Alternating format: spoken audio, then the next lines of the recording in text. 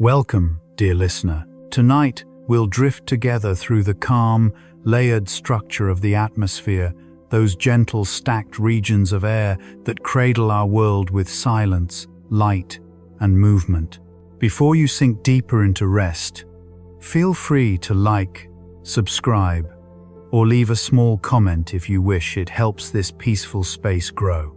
When you lean back, close your eyes, and imagine the sky above you. You can picture it not as empty space, but as a gentle stack of invisible layers, each one with its own quiet behavior and temperature, together forming 5 main regions called the troposphere, stratosphere, mesosphere, thermosphere, and exosphere, rising from the ground to hundreds of kilometers above Earth's surface.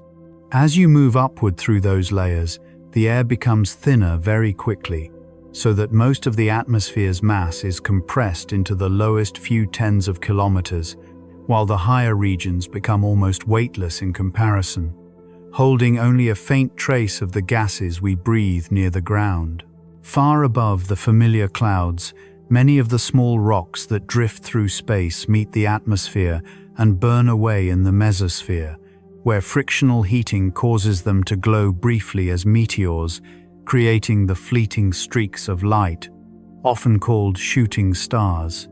In the summer mesosphere, extremely high and cold, delicate noctilucent clouds can form from tiny ice crystals hanging around 76 to 85 kilometers above the ground and giving this high-altitude region a rare, shimmering texture.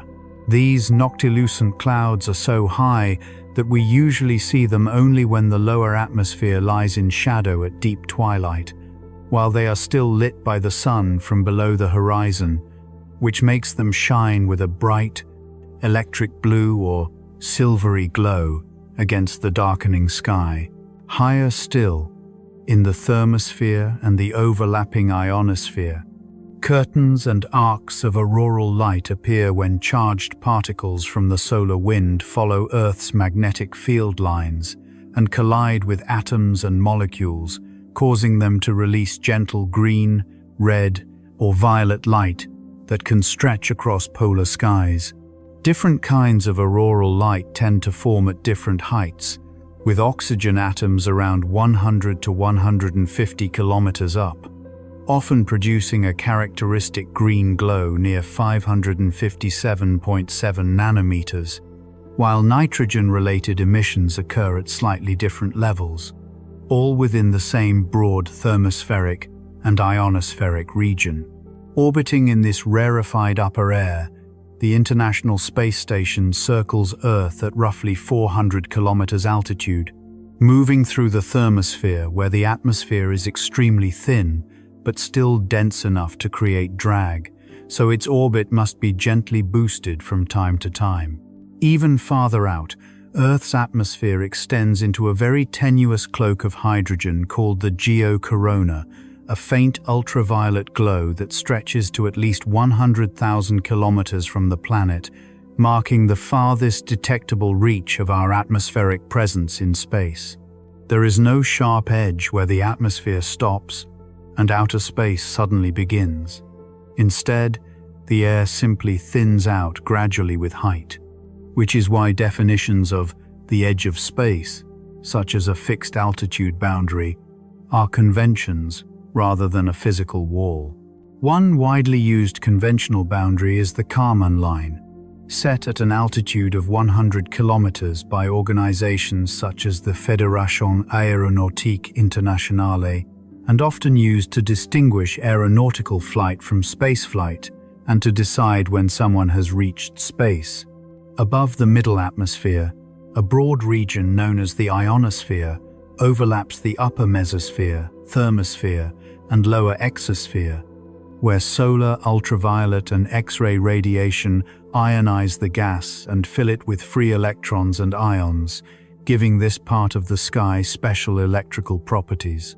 Within this ionized region, high-frequency radio waves can be refracted or reflected back toward the surface, allowing signals to hop between the ground and the ionosphere and travel thousands of kilometers beyond the geometric horizon, without the need for satellites. Together, the layered atmosphere and Earth's magnetic field create a shielding system that protects the surface from much of the incoming solar and cosmic radiation, with upper layers absorbing high-energy photons while the magnetic field deflects many charged particles. During the day, the familiar blue color of the sky arises mainly in the troposphere and lower stratosphere, where molecules scatter shorter wavelengths of sunlight more effectively than longer wavelengths, making blue light spread across the sky and reach our eyes from all directions. At sunrise and sunset, sunlight must pass through a longer path in the lower atmosphere. So much of the blue light is scattered out of the direct beam, leaving richer reds and oranges, while higher layers like the stratosphere and mesosphere can still catch direct sunlight and glow softly along the limb of Earth. The way temperature changes with height in different layers controls how air moves. Where temperature decreases with altitude, rising parcels of warm air remain buoyant and convection can flourish. But where temperature increases with height, vertical motion is suppressed, and the air becomes more stably layered. At the very top of the mesosphere lies the mesopause, one of the coldest regions anywhere in the atmosphere, and also a transition zone where the behavior of the gas shifts from the neutral, collisional regime below to the more ion-dominated and space-like conditions of the thermosphere and ionosphere above. In the thermosphere, the sparse gas can reach temperatures of 1000 to 1500 degrees Celsius or more under strong solar activity. Yet because the air is so thin, there are relatively few collisions, so objects there would not feel this heat in the same way we experience temperature at the surface. Different atmospheric layers absorb different portions of the sun's radiation. Ozone in the stratosphere takes up much of the harmful UVB and UVC, while molecular oxygen and nitrogen in the thermosphere and exosphere absorb extreme ultraviolet and X-rays, each layer quietly filtering a specific band of energy. By the time sunlight reaches the surface, the combined filtering effect of these stacked layers means that only a small fraction of the original high-energy radiation remains, making Earth's surface far more hospitable for life than it would be without these protective atmospheric shields. The named boundaries between the main atmospheric regions, tropopause, stratopause, mesopause, and thermopause, correspond to heights where the pattern of temperature with altitude changes, marking transitions in how each layer absorbs energy and circulates. In the troposphere and mesosphere, temperature generally decreases as you ascend, while in the overlying stratosphere and thermosphere, temperatures rise with height because ozone and then more rarefied gases absorb incoming solar radiation and convert it into heat higher up. The troposphere forms the lowest main layer, beginning at Earth's surface and extending on average to about 10 to 12 kilometers, with its top reaching higher over warm equatorial regions and dipping lower over cooler polar areas. Near the equator, the upper boundary of the troposphere can climb to around 16 to 20 kilometers, while over polar regions in winter, it may sit near 7 to 8 kilometers, showing how the thickness of this weather-bearing layer changes with latitude and season. Within this lowest region, the troposphere holds about 3/4 of the atmosphere's total mass and nearly all of its water vapor and aerosols, which is why clouds, storms, and most day-to-day weather unfold within this comparatively shallow depth of air. At the top of the troposphere, a relatively stable boundary called the tropopause marks the point where the typical decrease of temperature with height slows or stops, limiting how high most clouds and storm systems can grow. Near this boundary, narrow bands of fast-moving winds, known as jet streams, blow predominantly from west to east, with speeds that can exceed 100 kilometers per hour, guiding storm tracks and exerting a strong influence on aviation routes. In each hemisphere, there are usually two major jet streams: a polar jet closer to higher latitudes and a subtropical jet closer to about 30 degrees latitude, each associated with different large-scale circulation cells and climate zones. Above the troposphere lies the stratosphere, which typically extends from about 12 kilometers up to around 50 kilometers, making it the second major layer and a relatively calm region compared with the churning air below. In contrast to the lower layer, the stratosphere is characterized by a temperature increase with altitude, largely because ozone there absorbs ultraviolet radiation from the sun and converts it into heat, creating a warm cap that stabilizes the air.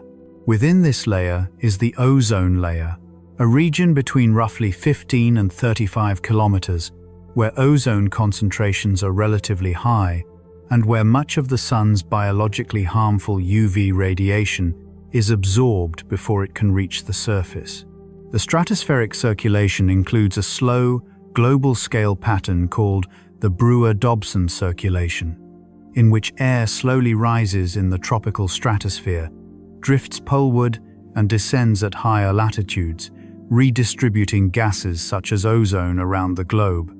This circulation pattern helps explain why ozone produced in the bright tropical upper atmosphere may end up with higher concentrations at mid and high latitudes, even though the sun's ultraviolet rays are strongest in the tropics.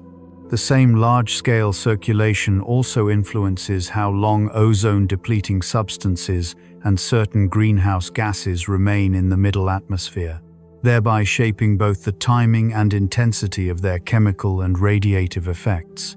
Changes in the stratosphere can feed back onto the layers below.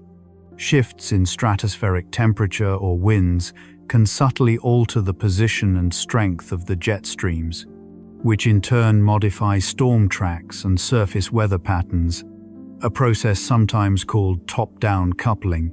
Occasionally, the polar stratosphere undergoes rapid warming events, in which temperatures rise dramatically and the polar vortex is disturbed or split, and these episodes are often followed by noticeable changes in weather patterns in the troposphere weeks later.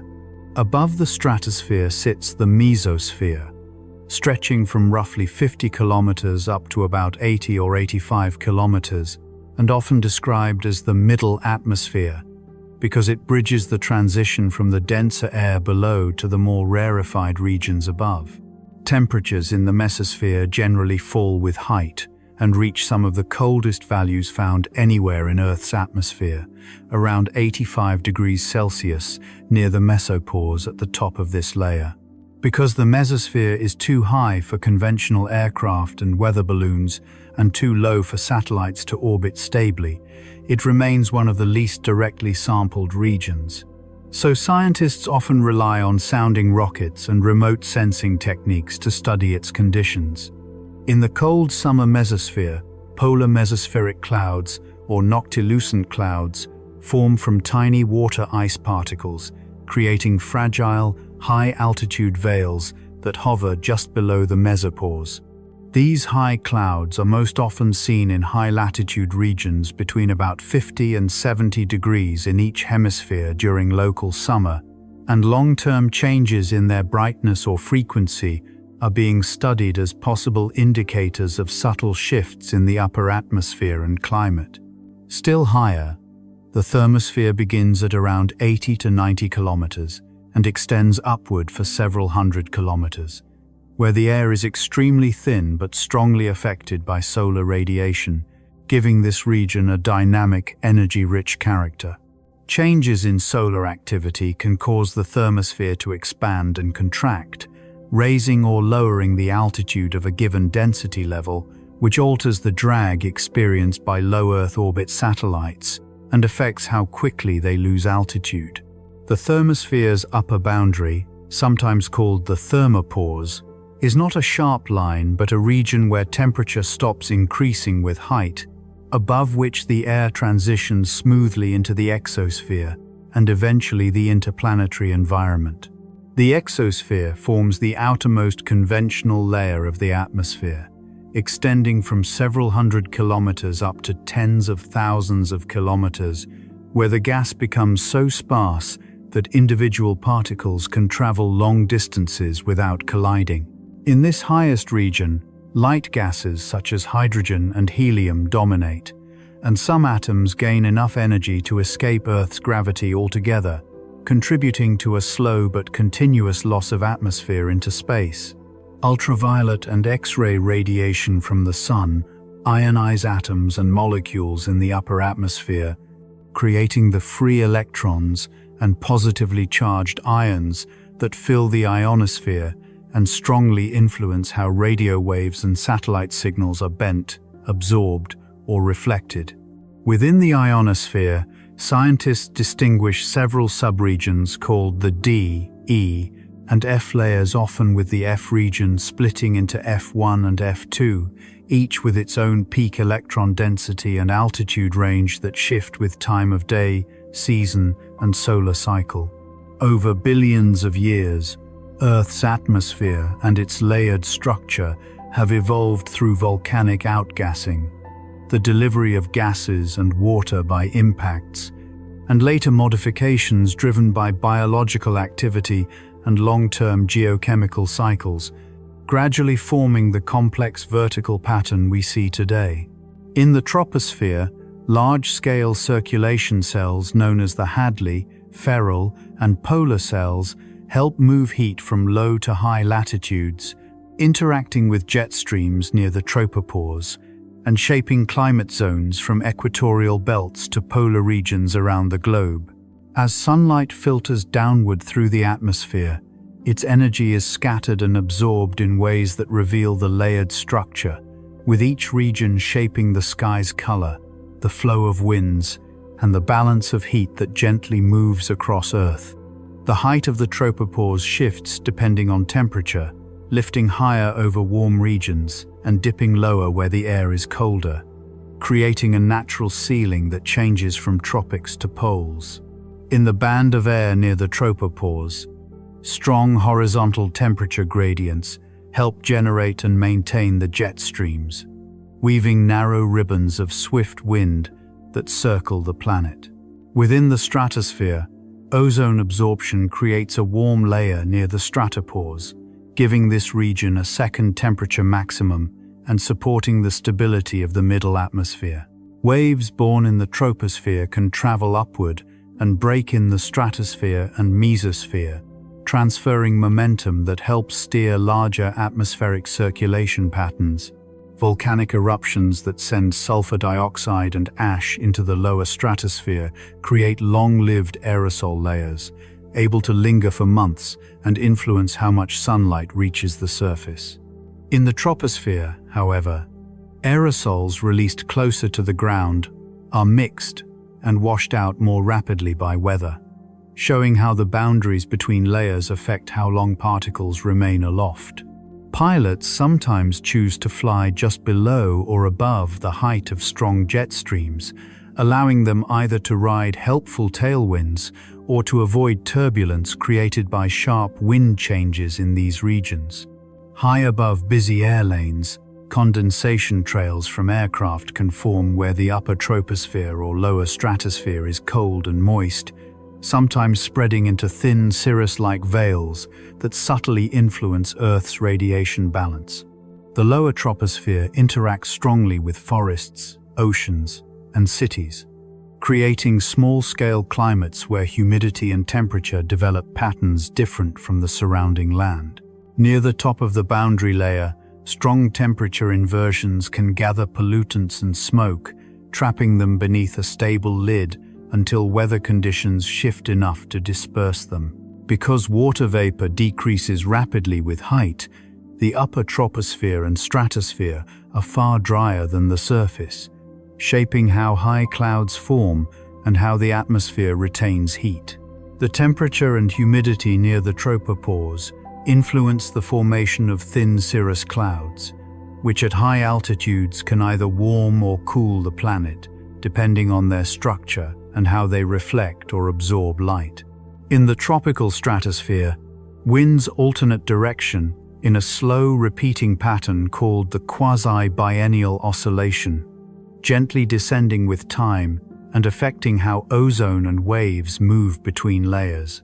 Changes in the Brewer-Dobson circulation, which shapes how air flows through the stratosphere, have been linked to long-term climate change, with evidence suggesting that this circulation has been speeding up in recent decades. The temperature structure in the Arctic stratosphere determines whether polar stratospheric clouds can form, playing a key role in how severe seasonal ozone depletion becomes in that region.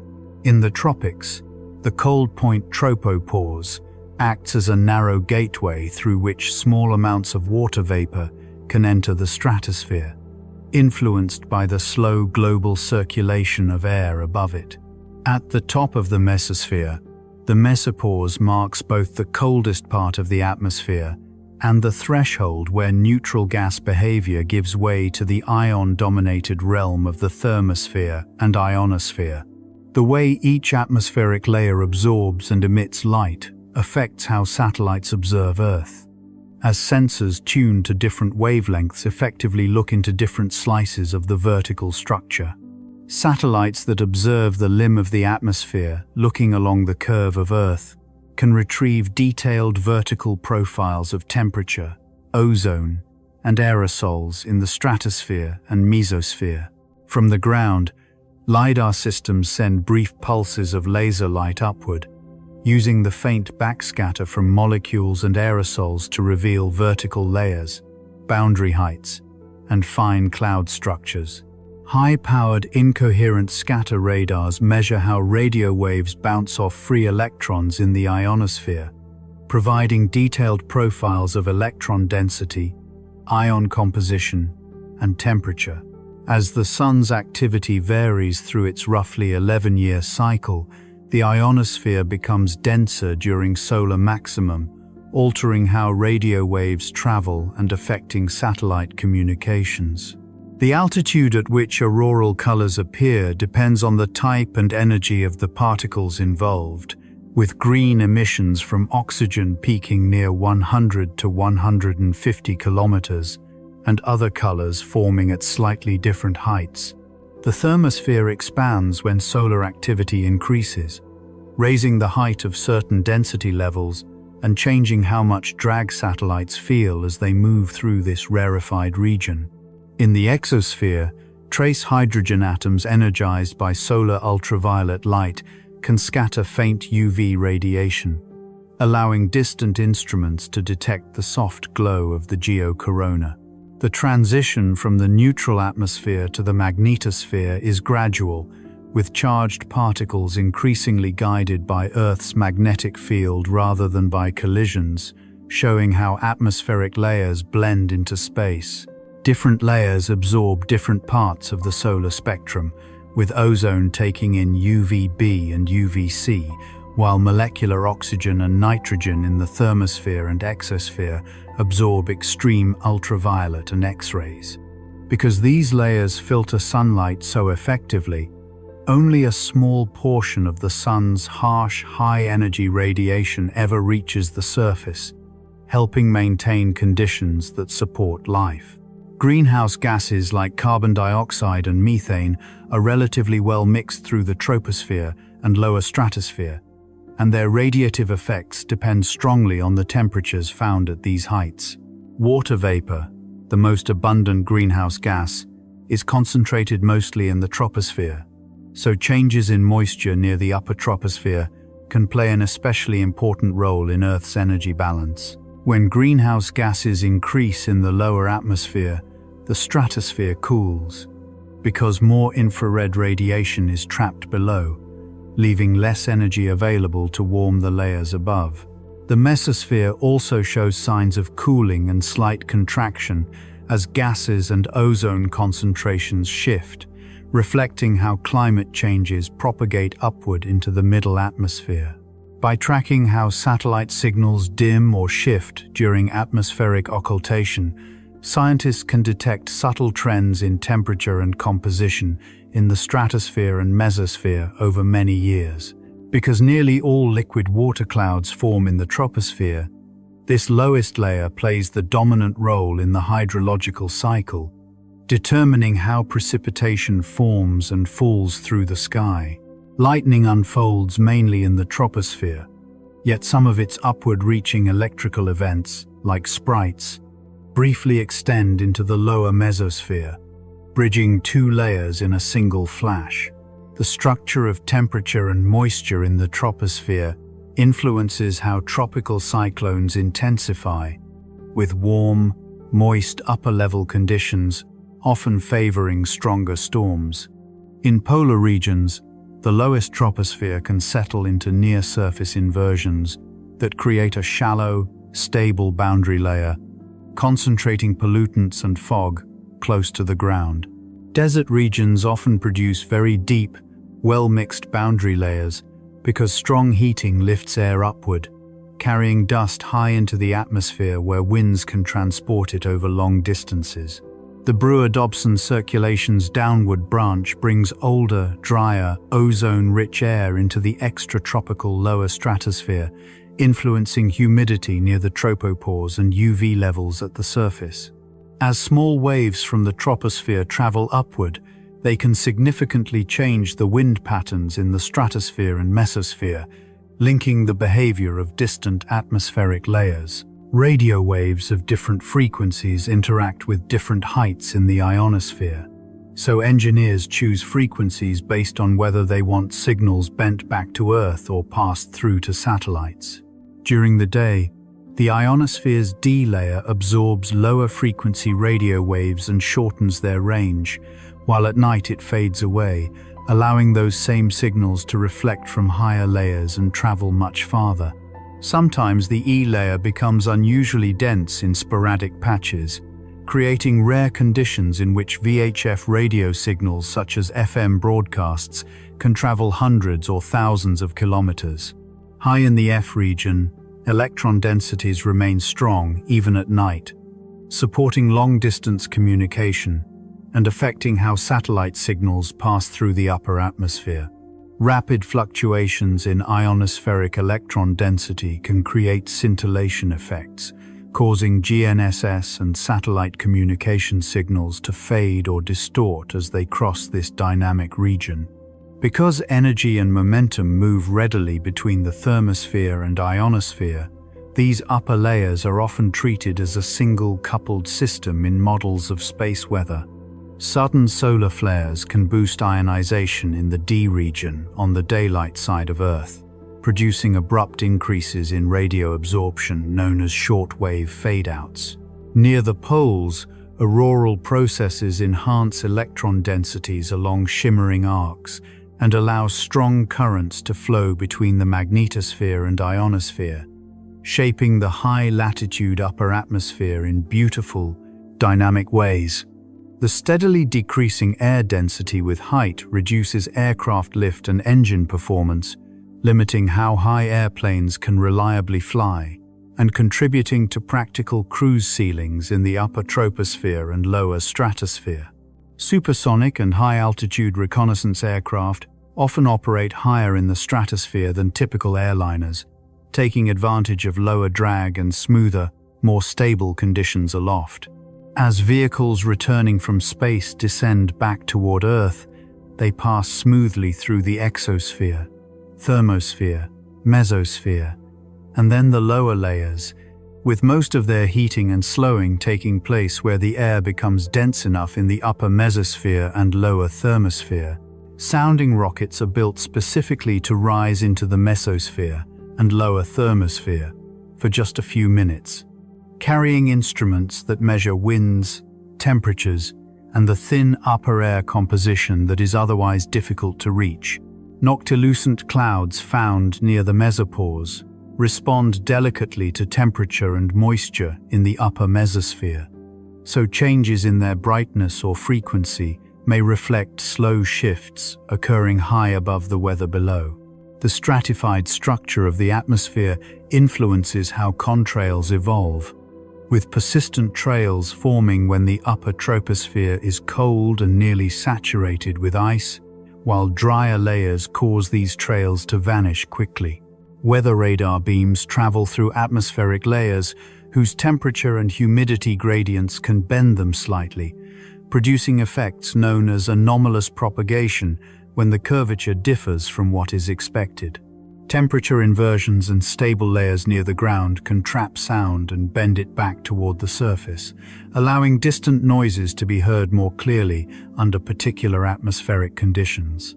Clear air turbulence often develops near jet streams or at sharp interfaces between layers where wind or temperature changes rapidly, creating roughness in the sky that is invisible to the eye. Radio occultation techniques make use of GNSS satellites whose signals pass through the atmosphere, bending slightly as they travel, allowing scientists to retrieve fine-scale profiles of temperature and humidity in the troposphere and lower stratosphere. The idea of scale height reflects how pressure decreases with altitude, and because temperature and composition change with height, each atmospheric layer has its own characteristic scale height. In the lower and middle atmosphere, nitrogen and oxygen remain well mixed, but in the upper thermosphere and exosphere, lighter gases such as helium and hydrogen gradually become more abundant, revealing a transition called diffusive separation. The atmospheric layering we observe on Earth differs from the structures seen on other planets. Gas giants, for example, have deep convective envelopes and complex stratification that do not resemble our familiar troposphere resting over a solid surface. Mars, though much thinner in overall mass, still shows a layered structure of troposphere, middle atmosphere, and thermosphere, demonstrating that planetary atmospheres often develop vertical organization even under very different conditions. Temperature changes with height strongly shape the types of clouds that can form, allowing low, middle, and high clouds to occupy their own ranges within the troposphere, according to the humidity and stability at those levels. In the tropics, deep convective clouds can carry moisture and trace gases from the surface up toward the tropopause, where some may enter the lower stratosphere depending on the thermal conditions at the boundary. Aerosols have different climatic effects depending on their altitude. Stratospheric aerosols often reflect sunlight and cool the surface, while lower-level black carbon absorbs sunlight and influences cloud behavior and warming. High, thin cirrus clouds and persistent contrails in the upper troposphere and lower stratosphere can trap outgoing infrared radiation, partly offsetting the cooling effects of other reflective aerosols above them. Polar mesospheric clouds form from extremely cold temperatures, sufficient water vapor, and dust-like particles from meteoric smoke, all combining to create delicate ice structures near the mesopause. Increases in methane lower in the atmosphere can, through chemical pathways, add more water vapor to the upper mesosphere, influencing how and when noctilucent clouds appear. Satellites in low Earth orbit move through the thermosphere and feel its subtle drag, while satellites in higher orbits pass mostly through the very thin gas of the exosphere and feel far less resistance. The altitude of the exobase, the lower boundary of the exosphere, shifts between roughly 500 and 1,000 kilometers depending on solar conditions, showing how upper layers respond to variations in space weather. Changes in both the ionosphere and thermosphere can influence satellite orbital decay, making it important to model upper atmospheric density accurately to predict the motion of orbiting debris. Planetary waves generated in the troposphere can rise into the stratosphere and mesosphere, where they break and help drive the Brewer-Dobson circulation and other large-scale flows. The quasi-biennial oscillation in the tropical stratosphere affects how these upward-moving waves interact with the mean wind patterns, influencing the vertical and latitudinal spread of trace gases. In the lower troposphere, turbulence mixes moisture and pollutants vertically, but strong inversion layers near the top of the boundary layer can trap smog and restrict vertical dispersal. Forecasting severe weather depends strongly on the vertical distribution of temperature and moisture, since parameters like convective available potential energy rely on the depth and shape of these atmospheric profiles. A stable stratosphere above the convective troposphere helps contain weather systems, limiting how high storms can reach and preventing most tropospheric disturbances from affecting higher layers on short timescales. When gravity waves generated by storms rise into the mesosphere, they can break and deposit momentum, altering wind patterns aloft and linking upper atmospheric circulation to events far below. The atmosphere's layered structure influences how aviation noise travels, with certain temperature and wind profiles allowing sound to bend and travel farther than expected through the sky. In the upper troposphere and lower stratosphere, ozone plays a dual role, absorbing ultraviolet radiation while also contributing to greenhouse warming. So changes in these layers can have competing climate effects. Long-term satellite records show a cooling trend in the lower stratosphere and a warming trend in the upper troposphere, consistent with the influence of increasing greenhouse gases and ongoing ozone recovery. Temperature inversions at the tropopause and stratopause help define these layer boundaries, marking transitions between regions where temperature rises with height and regions where it falls. Air moves between the troposphere and stratosphere, mainly through specific gateways such as the tropical tropopause layer and mid-latitude storm tracks, rather than through broad, uniform mixing.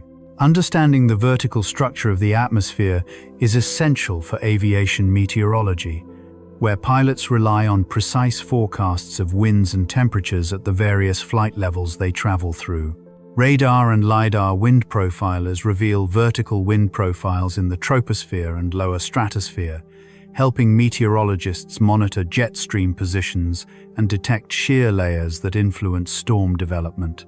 Chemical tracers such as ozone, water vapor, and long-lived greenhouse gases allow scientists to identify mixing between layers and understand how air from the tropics or stratosphere spreads to other regions. Because each atmospheric layer has its own temperature and composition, the amount of infrared radiation emitted back to space varies with height, making the vertical structure central to Earth's overall energy balance. In the thermosphere, collisions between charged particles and neutral atoms create a gentle airglow visible from the ground and from space, offering clues about density and composition high above. The exosphere contains atoms that can move on long ballistic paths between collisions, showing how the behavior of gas in this upper region follows principles closer to kinetic theory than to fluid dynamics. During geomagnetic storms, energy entering the high-latitude thermosphere and ionosphere can heat and expand those layers, temporarily increasing their density and altering satellite drag. This expansion during storms produces extra resistance on low Earth orbit satellites and debris, sometimes speeding their orbital decay and pushing them toward earlier re-entry. Neutral winds in the thermosphere help shape the motion of ionospheric plasma through collisions, coupling atmospheric dynamics with the behavior of charged particles in space weather systems. In the lower thermosphere, the shift from mostly neutral gas to partly ionized plasma occurs gradually, and the height of this transition depends on solar activity and the time of day. The E and F regions of the ionosphere, embedded within the thermosphere, vary daily and seasonally, as electron densities follow the changing angle and intensity of sunlight. Near the magnetic equator, an effect known as the equatorial ionization anomaly forms two bands of enhanced electron density on either side of the equator, shaped by electric fields and thermospheric winds. The structure of this equatorial ionosphere strongly influences satellite navigation systems, since its variations can create signal delays, scintillation, and position errors in low-latitude regions. Temperature and humidity layering in the atmosphere also influences optical effects like mirages and superior mirages, as refractive index gradients bend light in delicate and surprising ways. Mesospheric temperatures and winds sculpt the motion and rippled patterns of noctilucent clouds, tracing the presence of waves that move quietly through this thin, cold region. In the polar night mesosphere and lower thermosphere, energetic particles from the magnetosphere can create additional ionization and alter the chemistry of reactive nitrogen and hydrogen species, which may later influence ozone below. The atmosphere's layered structure creates distinct climate regimes, with the troposphere governed by rising warm air and falling cool air, the stratosphere shaped by radiative and dynamical balance, and the thermosphere warmed primarily by the sun's energetic radiation. Global atmospheric tides, created by the daily rhythm of solar heating and the subtle pull of the moon, gently propagate upward through the atmosphere and grow stronger in the thin air of the mesosphere and thermosphere. Seasonal changes in sunlight shift the heights and temperatures of boundaries such as the mesopause, raising this cold boundary in summer and lowering it in winter, quietly influencing when noctilucent clouds appear. The layered atmosphere on Earth serves as a useful guide for interpreting the atmospheres of distant exoplanets, where scientists infer similar vertical structures by observing how starlight passes through different heights during planetary transits. Engineers designing aircraft and spacecraft must consider each atmospheric layer they traverse, carefully choosing materials and protection systems to handle temperature, density, and compositional changes along their paths. The way air density decreases with altitude affects mountain wave formation, allowing strong waves to propagate upward above mountain ranges and influence winds far higher than the peaks themselves. The distribution of ozone between the troposphere and stratosphere has different consequences. Ozone, high in the stratosphere, protects life from ultraviolet radiation, while ozone near the surface acts as both a pollutant and a greenhouse gas. Particles made of nitric acid, trihydrate in polar stratospheric clouds, provide surfaces for special chemical reactions that convert relatively inactive chlorine into more reactive forms, showing how solid particles can amplify ozone-depleting processes. Nitrogen oxides and hydrogen oxides influence ozone chemistry differently depending on altitude, because temperature and sunlight vary so much between the troposphere and the higher layers. High cirrus clouds forming near the tropopause can persist for long periods, as weak vertical mixing and strong winds stretch them into broad, thin decks that drift slowly across the sky. Under certain conditions, temperature and humidity gradients can form narrow atmospheric ducts that trap radio waves and guide them unusually far, allowing signals to travel great distances within a thin horizontal layer. High in the mesosphere and lower thermosphere, winds can be measured using airglow images and the Doppler shifts of faint emissions, offering a quiet portrait of wave motions and circulation patterns in these remote regions. Defining the boundary between airspace and outer space has both scientific and legal significance, and the commonly used Kármán line helps distinguish where national airspace ends and international space begins. Atoms and particles escaping from the exosphere can form faint atmospheric tails and extended envelopes around Earth, showing that even far from the surface, the atmosphere continues to interact with the solar wind. Pollutants injected at different altitudes experience very different fates. Some linger in the stratosphere for long periods, while similar substances released in the troposphere may be washed out quickly, shaped by the atmosphere's layers.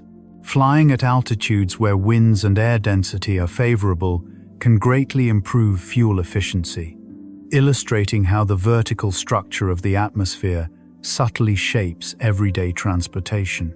Near the surface at night, the ground cools quickly and chills the air just above it, forming shallow temperature inversions that rise and fall with daily patterns of heating and cooling. Remote sensing instruments aboard satellites rely on atmospheric layering to retrieve temperature and humidity profiles, using radiance at different wavelengths to infer conditions at different heights. Cloud-related climate feedbacks are dominated by changes in tropospheric clouds, since stratospheric clouds like polar stratospheric clouds are rare due to the very low water vapor content of that higher layer. Sound from large explosions or volcanic eruptions can be detected far away because infrasound waves pass through and bounce between atmospheric layers, their paths guided by temperature and wind patterns in the middle atmosphere. High-altitude research aircraft gather detailed measurements of trace gases and aerosols in the stratosphere, confirming many aspects of chemical behavior and layering that satellites observe from above. Laboratory and field studies show that chemical reactions on polar stratospheric cloud particles depend strongly on particle composition and phase, meaning different types of clouds can produce different impacts on ozone. Reactive nitrogen and halogen species are distributed differently across altitudes, creating varied ozone loss rates in the lower and upper stratosphere and affecting how quickly the ozone layer recovers. Mesospheric temperatures measured by LiDARs and satellites reveal slow, long-term trends that may reflect changes in carbon dioxide levels and ozone, providing an upper atmospheric perspective on climate evolution. Planetary waves that move through atmospheric layers influence jet streams and can set up persistent weather patterns at the surface, highlighting how motions aloft shape conditions far below. The thermosphere-ionosphere system responds quickly to solar eclipses, cooling and reducing ionization as sunlight is blocked, offering a natural experiment in how upper layers react to sudden changes in solar energy. Because each atmospheric gas absorbs and emits radiation in specific ways, scientists use spectral lines from molecules such as ozone, carbon dioxide, and water vapor to probe conditions at particular heights. Turbulent mixing is strongest in the troposphere and decreases upward, allowing the stratosphere and mesosphere to preserve sharp gradients and delicate structures that remain relatively undisturbed by the churning below. The layered atmosphere forms the foundation of modern climate models, which must simulate or approximate interactions within and between layers, such as convection, radiation, and chemistry, to capture Earth's climate accurately. Viewed as a whole, the atmosphere behaves not as a single uniform shell, but as a set of connected layers, each guided by its own processes, yet all linked through waves, radiation, chemistry, and circulation. Tidal motions in the atmosphere strengthen with height and shape winds in the mesosphere and thermosphere, quietly influencing densities and patterns at altitudes far above the surface. As mesospheric and thermospheric layers cool and warm with the seasons, their boundaries shift, bringing changes in noctilucent cloud formation and subtle variations in upper atmosphere chemistry. Studying how starlight filters through exoplanet atmospheres helps researchers identify layered temperature structures beyond our world, revealing similarities and differences with Earth's own vertical pattern. Spacecraft designers analyze the density and composition of each atmospheric layer they encounter, ensuring that protective systems remain stable during ascent, orbit, and re-entry. Mountain waves can create turbulence that extends well above the peaks, showing how features on the ground can influence air movements high into the stratosphere. Ozone in the lower troposphere behaves differently from ozone in the stratosphere, contributing to warming and acting as a pollutant near the surface while providing a protective UV shield higher above. Nitric acid trihydrate particles participate in complex heterogeneous reactions that condition the stratosphere for ozone depletion, demonstrating how chemistry in one thin layer can influence the entire planet. The balance of nitrogen oxides and hydrogen oxides at different altitudes affects how ozone forms and decays, with sunlight and temperature guiding these reactions through the stacked layers. Thin cirrus clouds near the tropopause can linger for long periods and spread widely because mixing is weak at that height, and winds delicately stretch them across large areas. Tropospheric ducts create channels where radio waves travel remarkably long distances, guided by narrow refractive layers in the lower atmosphere. Airglow imaging and spectral analysis allow scientists to measure winds and motions in the mesosphere and lower thermosphere, uncovering patterns that cannot be reached by balloons or aircraft.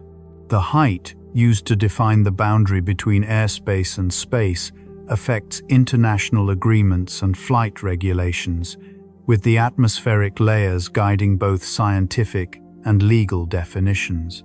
Atoms drifting away from the exosphere into space form faint trails and envelopes, showing that Earth possesses an extended atmosphere that interacts continuously with solar radiation. Pollutants released at one altitude can have drastically different climate and chemical effects, compared with the same pollutants released at another height, depending on the stability and circulation of the layer involved. Flying at optimized altitudes allows aircraft to take advantage of the atmosphere's vertical structure, saving fuel and reducing travel time by selecting the most favorable layers. Nighttime inversions near the surface form and dissipate with daily temperature cycles, producing gentle, predictable rhythms in the lower troposphere. Radiances measured from satellites allow retrieval of vertical humidity and temperature profiles, supplying essential information for weather forecasting that relies on knowledge of each atmospheric layer. Because water vapor is largely confined to the troposphere, high-level clouds in the stratosphere require extremely cold and specific conditions, making them rare and revealing the dryness of the upper layers. Infrasound networks detect low-frequency sound waves that travel long distances because they are guided by temperature and wind patterns through atmospheric layers, making the middle atmosphere an efficient carrier of this deep sound. High-altitude aircraft sampling confirms many theoretical expectations about aerosol and trace gas behavior in the stratosphere, revealing subtle details about the layers above weather systems. Chemical reactions on polar stratospheric cloud particles vary with particle type, showing how a small change in composition can intensify or weaken ozone-destroying pathways. Variations in ozone loss across different heights depend on the distribution of reactive species, sunlight, and temperature, shaping the pace at which the ozone layer heals. Temperature trends measured in the mesosphere offer insight into how the climate system responds to rising greenhouse gases, extending climate understanding to heights far above clouds. Wave patterns that propagate upward influence the large-scale organization of jet streams and surface weather, reminding us that the atmosphere connects its layers through motion and energy. During a solar eclipse, the sudden shadow causes a rapid cooling in the upper layers, with ionization dipping noticeably as the sun's radiation briefly fades. Spectral lines from atmospheric gases act as quiet tracers, allowing scientists to identify the conditions of specific layers by studying how those lines absorb and emit light. The strength of turbulent mixing drops sharply with height, allowing the calm upper layers to maintain elegant structures shaped by radiation, chemistry, and slow-moving waves. Climate models depend on an accurate representation of each atmospheric layer, as small differences in vertical structure can ripple through simulations of Earth's climate and weather. Across all these heights and boundaries, the atmosphere behaves as a stack of interconnected layers, each contributing its own rhythms, temperatures, and motions to the gentle envelope surrounding our world.